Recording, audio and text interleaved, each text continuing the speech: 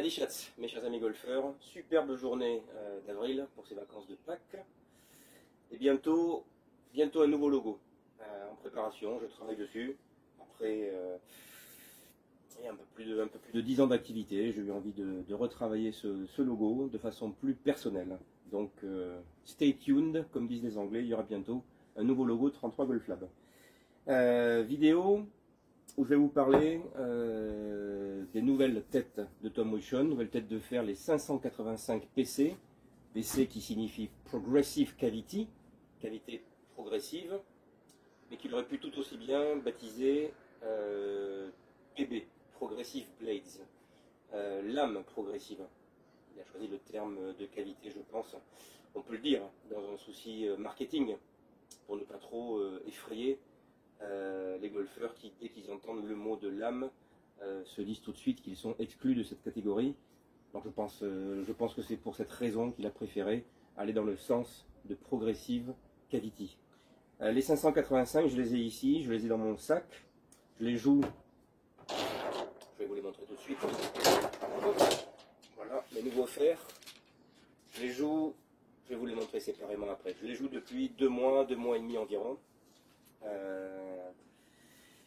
J'ai sauté dessus, entre guillemets, comme le titre l'indique de cette vidéo, j'en ai rêvé, Tom Wition l'a fait. Et oui, c'est vrai que ce concept de tête de fer, de série de fer progressive, m'est apparu comme une évidence après toutes ces années de club making et puis de travail sur mon jeu de golf personnel. Une évidence. Et à ce sujet, je n'ai pas pu évidemment m'empêcher d'écrire à Tom pour lui demander de m'en dire un petit peu plus sur ses têtes.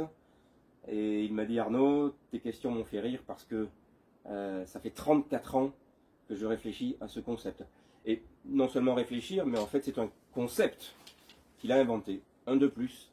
Et c'était en 1989. À l'époque, il travaillait pour une entreprise baptisée Dynacraft. Et en 1989, il avait lancé des fers qui s'appelaient les Genesis. Rien à voir avec le groupe de musique, même si je connais les goûts de Tom. Rien à voir aussi avec le nom du célèbre tournoi de golf qui s'appelle le Genesis Open. Genesis comme Genèse. Genèse, nouveauté. Un des noms, effectivement, synonyme éventuel d'une grande innovation, d'une invention. Et c'est vrai que Tom, donc en 1989, avait sorti les fers Genesis.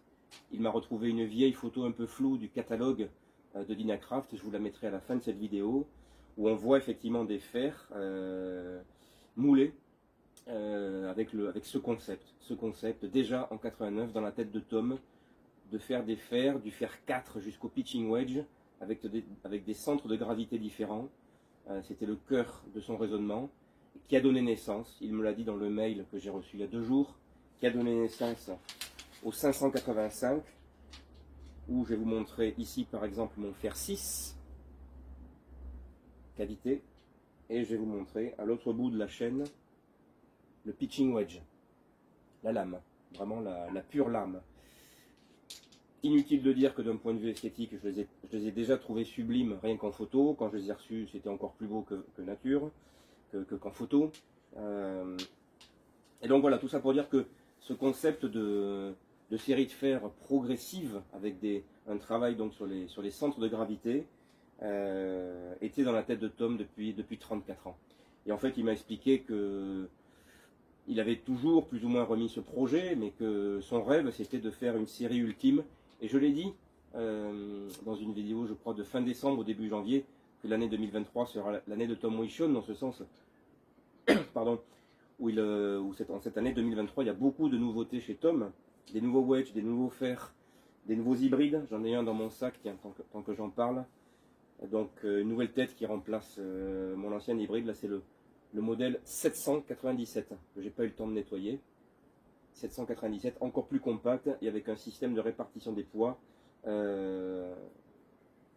très intéressant qui m'a permis, dans mon cas personnel, de mettre un maximum de poids ici tout en haut, en pointe, pour minimiser mes effets de hook, hein, qui sont parfois assez sauvages. Et ça marche, ça marche. J'ai mis 12 grammes en pointe, j'ai beaucoup moins de hook qu'avant, même quelques trajectoires en fade qui m'ont surpris. Mais je reparlerai de ces hybrides, de ces bois, bientôt, je l'espère, un driver révolutionnaire, je n'en parle pas mais je le dis juste, sur lequel Tom travaille déjà depuis 5 ans. Et donc c'est pour en revenir à ces fers, donc les 585 PC. Alors ici donc je me les suis montés avec des specs que je connaissais déjà, me connaissant. Et puisque j'en suis pour parler de mes nouveaux fers, allons-y.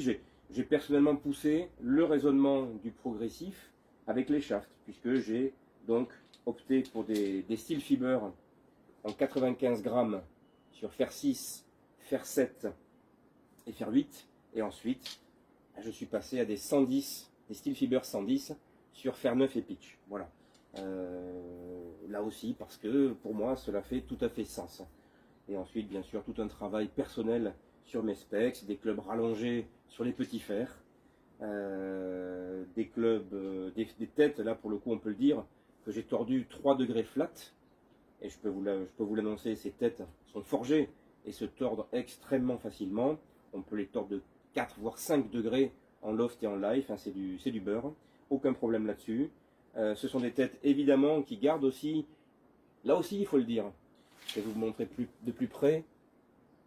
Tom a été le premier à utiliser ce qu'on appelle le CNC Mild à l'arrière des têtes de fer. Et il avait été le premier avec le modèle, je l'ai sur la langue, le 560. Le 560 que je n'ai plus ici, qui était la première tête de fer à utiliser le procédé de CNC Mild à l'arrière des têtes, qu'on retrouve ici sur toutes ces têtes, hein, même sur les cavités. Alors CNC Mild, ça veut dire computer quelque chose, enfin c'est une façon de distribuer de façon optimale ces fameux centres de gravité. Hein, c'est fait de façon assistée par ordinateur. Et pour en revenir encore à ces 585, elles sont aussi l'évolution des 575. Alors les 575, en voici une, ça c'est la 575 cavité. Et les 575 étaient disponibles soit en cavité, soit en lame. Et donc on pouvait faire ce qu'on appelait à l'époque déjà une série de fer combo. Ou alors soit totalement jouer des cavités, soit ne jouer que des lames, pour ceux qui le désirent, soit faire un mix des deux. Voilà, faire un mix des deux. Donc les 585 se placent évidemment dans la droite lignée des 575 qui vont disparaître. Les 585 prennent le pas au-dessus des 575. Ce qu'on peut noter aussi de différent, c'est les finitions. On avait une finition satinée classique, hein, sur les 575 ici. Moi je trouve ça superbe. On a une finition mat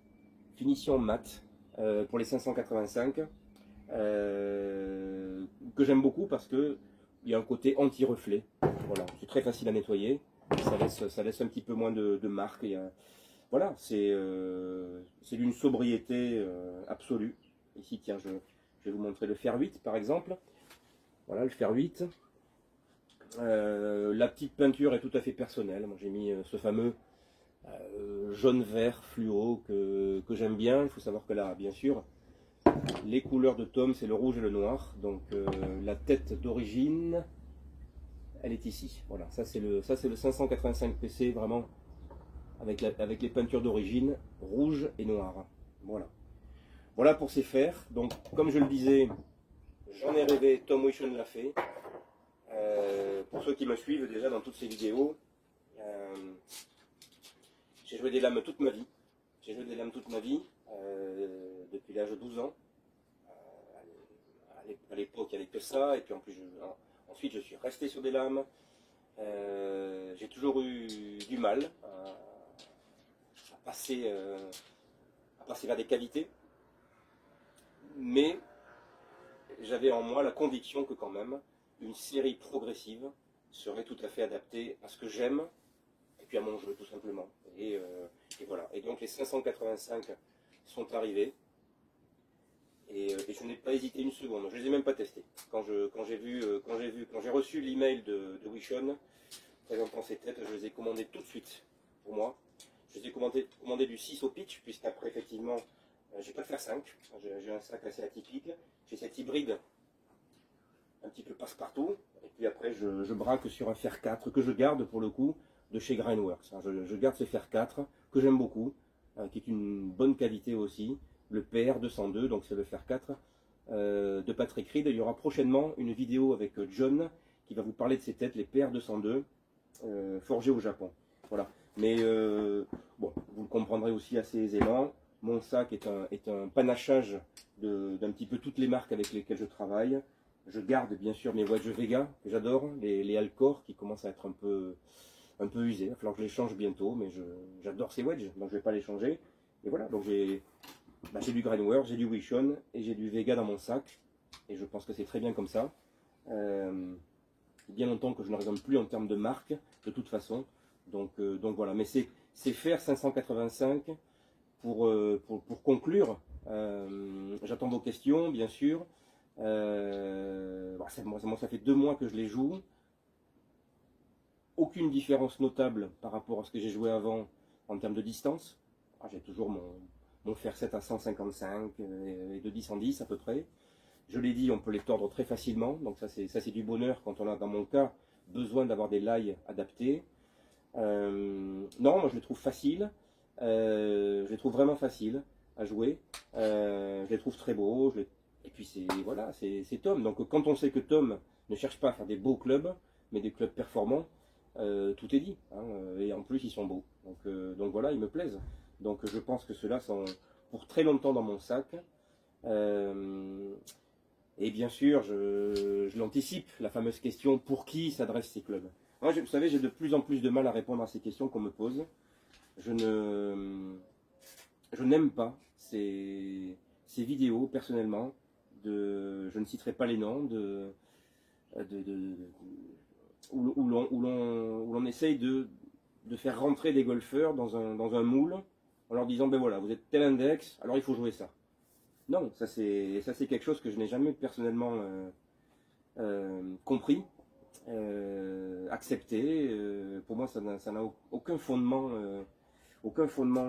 scientifique, golfique surtout golfique. Parce qu'on est tous différents et parce qu'on a tous des motivations de jeu au golf différentes. Et même si ça a été assez rare finalement dans ma vie de clubmaker, il m'est arrivé de proposer des lames à des joueurs de plus de 20 d'index, mais qui avaient envie de jouer des lames, qui avaient vraiment envie de jouer avec ça, et qui m'ont rappelé d'ailleurs 1 an, 2 ans plus tard, en me disant Arnaud, il n'y a pas de problème, je me suis régalé avec ces clubs. Maintenant, je suis descendu à 15, je m'aperçois que quand même, quand je rate un coup, je suis vraiment extrêmement pénalisé. Donc voilà, j'ai fait le test des lames, au moins je sais ce que c'est. J'ai eu la chance dans ma vie de golfeur de jouer des lames. Aujourd'hui, on va changer, on va changer les têtes, on va revenir sur des qualités. Mais au moins j'ai essayé, j'y ai pris beaucoup de plaisir. Et je pense que ça c'est un raisonnement assez intéressant. Donc, et puis il y a des golfeurs qui ne font pas de compétition, des golfeurs qui ont simplement envie de travailler leur swing, leur frappe de balle. Donc tout est possible, tout est possible. Moi aujourd'hui, je vais prendre cet exemple-là, je veux dire, je vais redémarrer après 5 ans d'absence, hein, je vais redémarrer la compétition le mois prochain à Langon. Je vais faire une alliance avec mon ami Nicolas Joachimides, qui s'en est très bien sorti à Mont-de-Marsan et au Médoc en passant le cut à chaque fois. Donc voilà, donc Nicolas, je ne m'entraîne quasiment qu'avec lui. J'essaie de le suivre. Et j'ai envie de reprendre la compétition avec au fond de moi, pour tout vous dire, l'envie de tenter quelque chose l'an prochain. Mon vieux rêve, hein, de jouer des tournois professionnels. Mais est-ce que je pourrais passer les barrages? Est-ce que je pourrais passer les fameuses cartes, etc. Je n'en sais rien.